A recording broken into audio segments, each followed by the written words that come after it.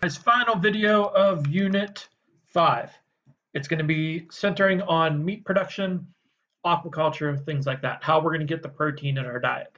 Uh, with that, take that with a little bit of a grain of salt because you don't need meat to get protein in your diet. People can lead completely healthy and fully functional vegetarian and vegan lifestyles. Again, there's Olympic athletes who eat vegetarian and vegan only. They still get more than enough protein to compete at the top levels.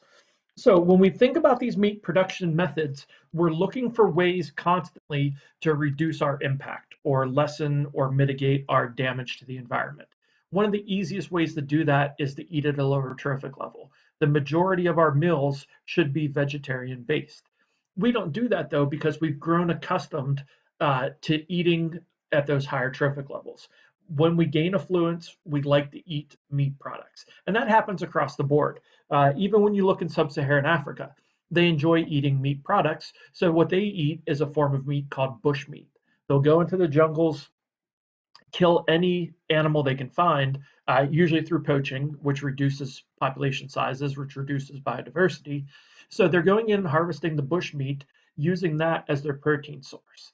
However, if we found ways to lessen our impact on the environment by either not consuming as much meat and instead eating at lower trophic levels, or eating meat that's sustainably grown or sustainably harvested, that would drastically reduce our impact on the environment. So when we look at all this stuff that's happening, we need to look at how the meat is being produced.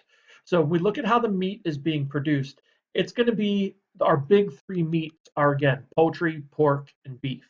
Those big three are going to be produced in one of two methods, either through free range grazing or CAFOs.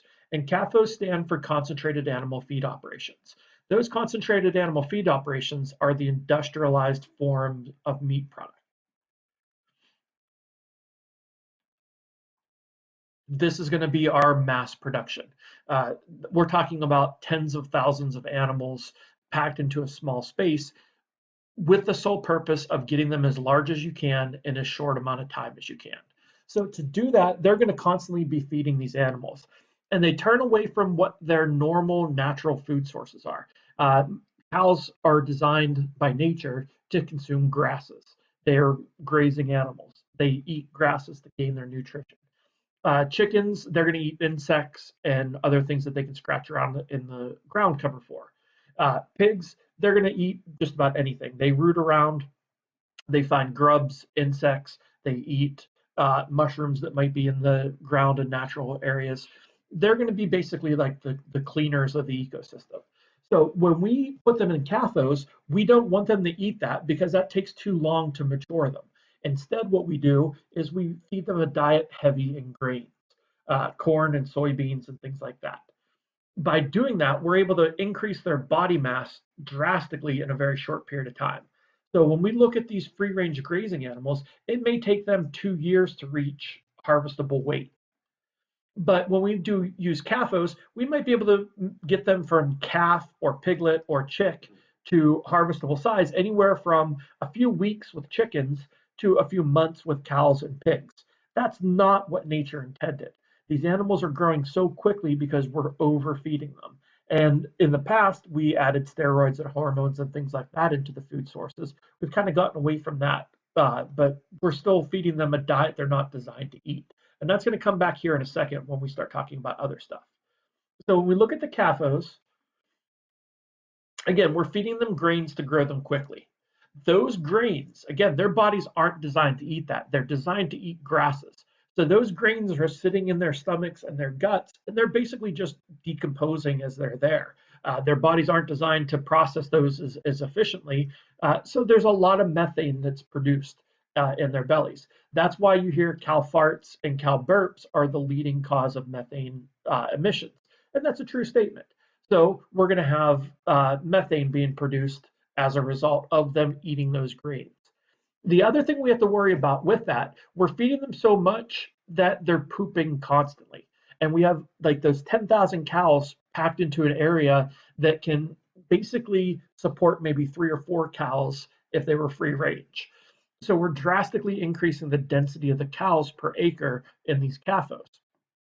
If they're constantly pooping, that poop's going to build up very quickly. So we need to dispose of that. So when we look down here, these huge quantities of waste generated, mainly the manure we're talking about, they move that out of the pens because they don't want the animals standing in it. The animals are going to be standing in a decent amount of that manure, but they're going to be moving those animals around trying to get the manure cleaned out. They store the manure in giant ponds, and they call them poop lagoons.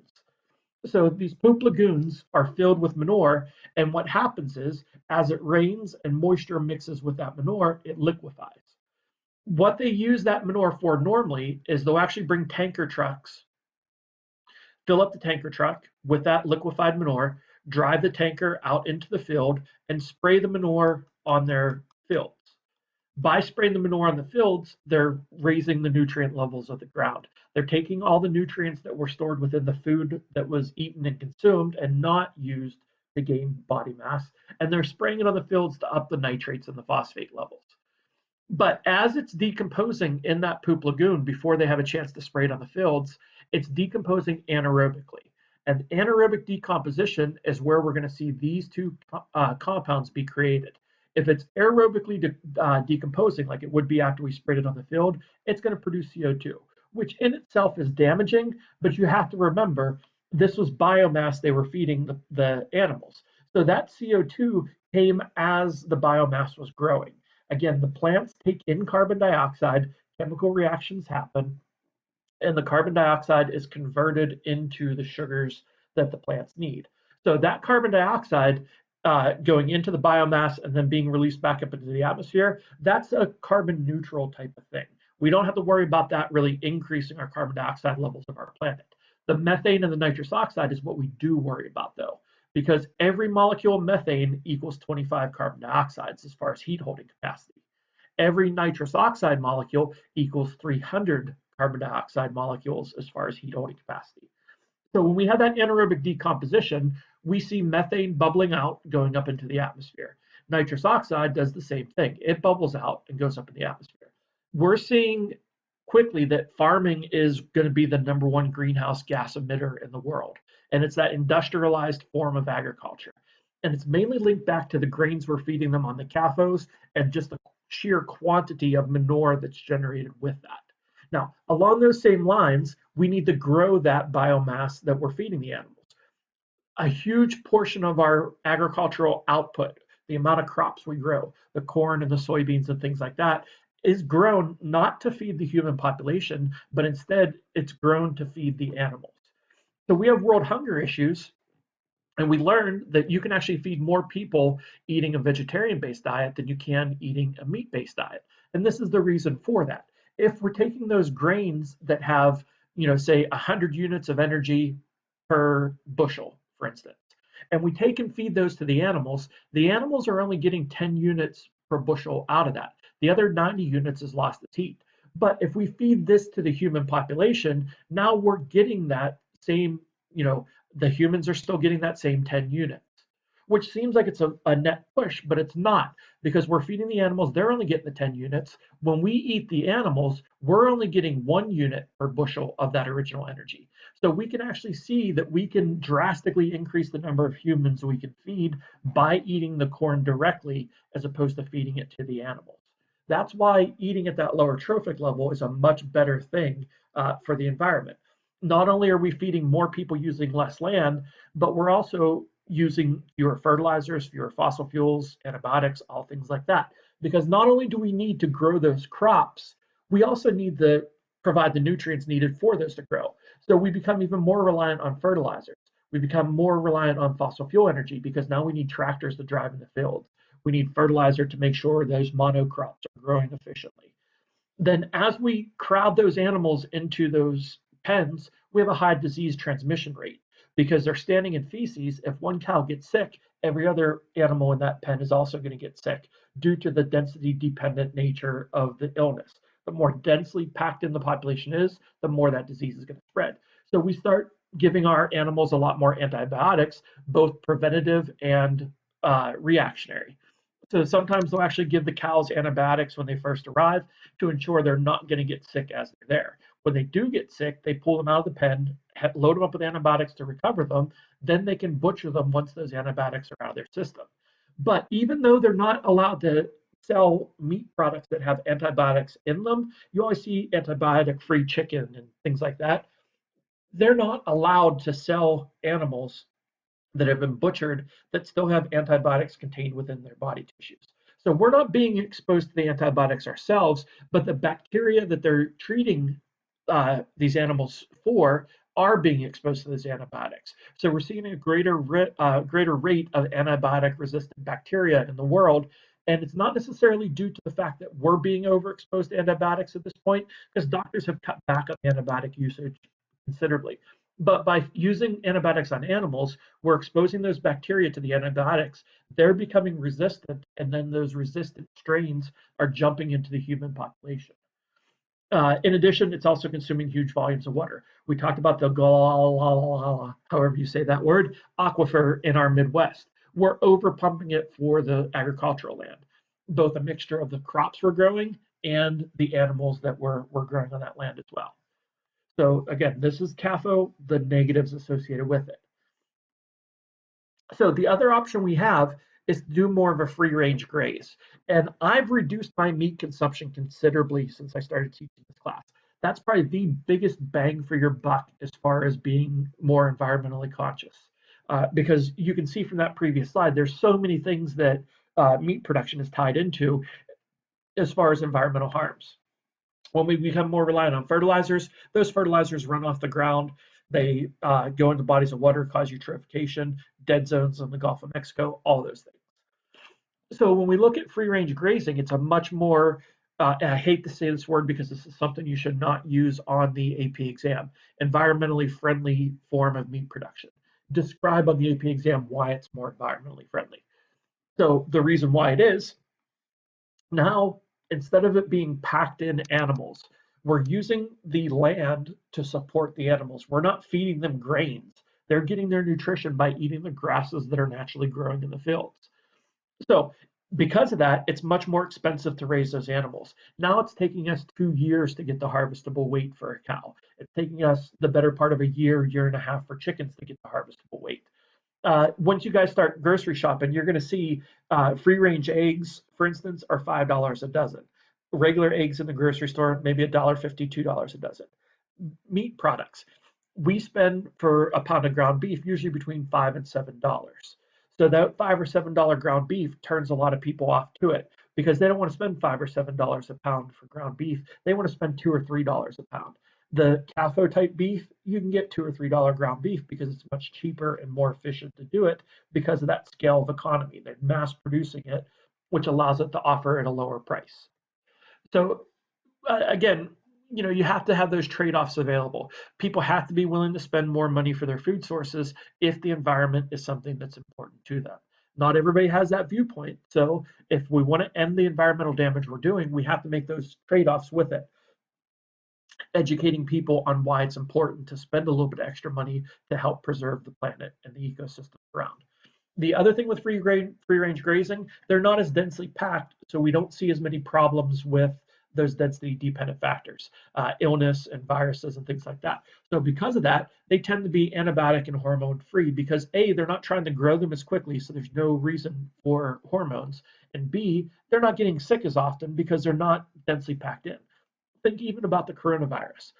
When you look at the Pennsylvania map, all the counties that are most affected by coronavirus are the population concentrated areas. Philadelphia region, Pittsburgh region, Wilkes-Barre, Scranton, Harrisburg, places like that are seeing huge amounts of coronavirus spread because we have a more dense population and people are in contact with more people more frequently. When you look at the central PA northern counties, like Potter County, for instance, they may only have 15 or 20 cases at this point. So the lower the density of population, the less disease and illness that transfers in. So because of that, we don't have to treat the animals with antibiotics.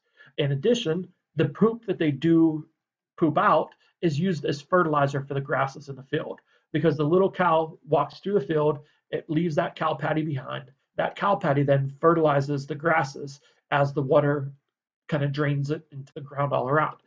it's not concentrated enough that we see big problems with runoff either. So it reduces a lot of those problems we had. When we look back at the previous slide, again, those greenhouse gases we were worried about, we don't have to worry as much about it. The methanes, the carbon dioxides, and the nitrous oxides, because that poop is now able to aerobically decompose. So we don't have that anaerobic decomposition causing those methane production and the uh, nitrous oxide production. The one problem with free range grazing, though, is if we graze too many animals for too long of a period of time on a particular plot of land, we have the chance for overgrazing to occur. And that's going to lead to soil compaction because the animals are walking over the soil and crushing it down. If you compact the soil, now the porosity is gone in the soil. Porosity is important because that's what allows the water and the nutrients to flow down through.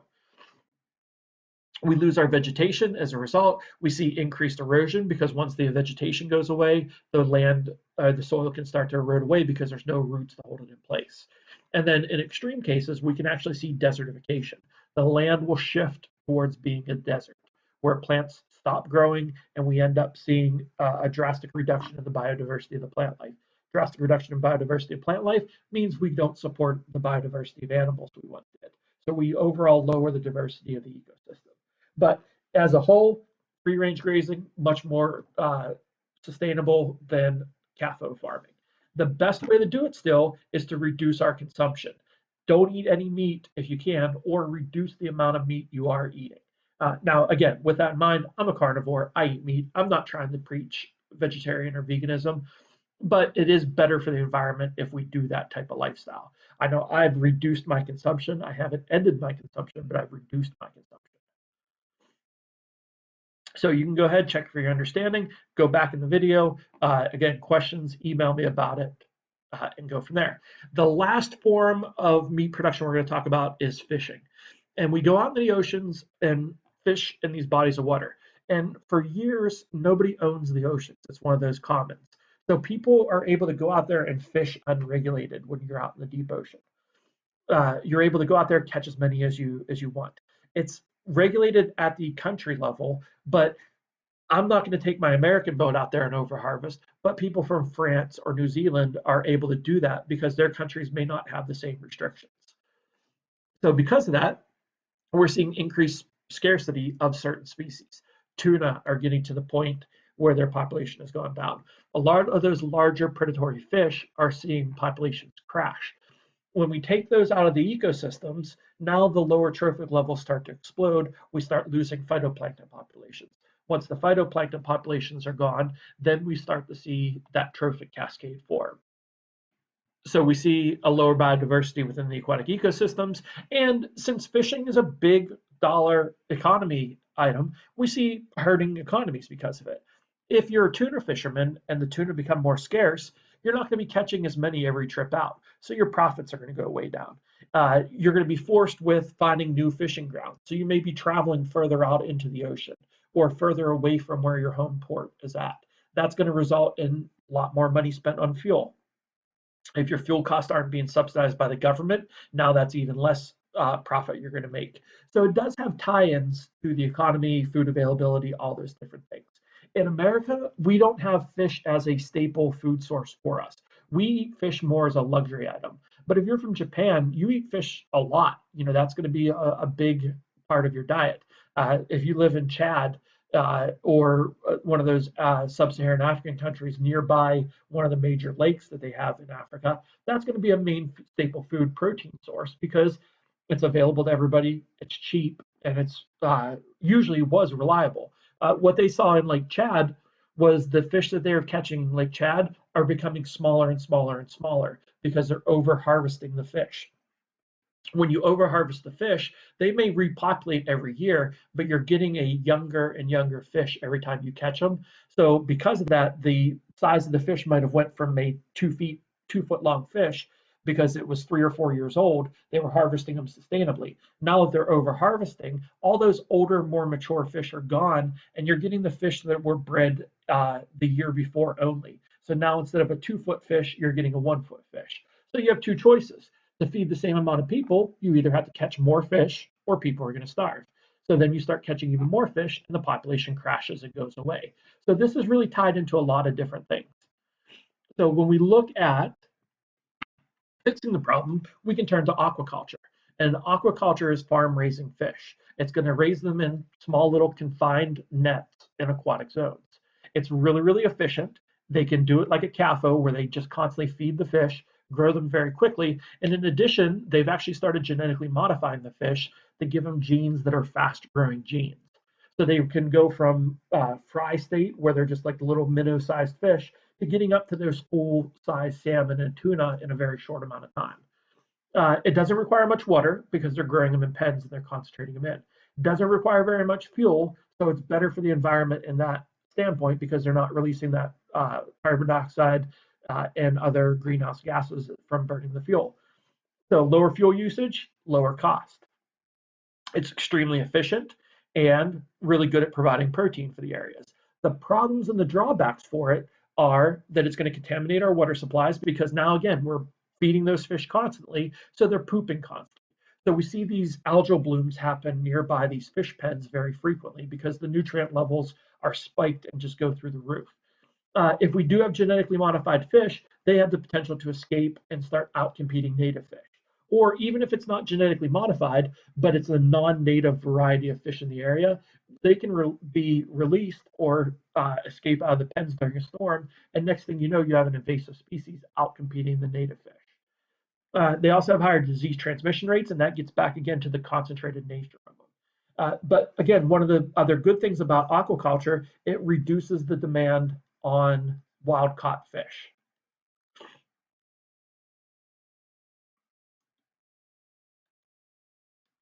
So now we can lessen the impact on the ocean ecosystem. The ocean can have a chance to replenish and repair itself. The populations can start to climb and go back up. So that's a good part of aquaculture. These are the bads, those are the goods. Again, this year's AP exam, they're going to ask you to solve problems. So you're going to have to be able to connect these different things and how they can be used to solve certain crises that we're experiencing.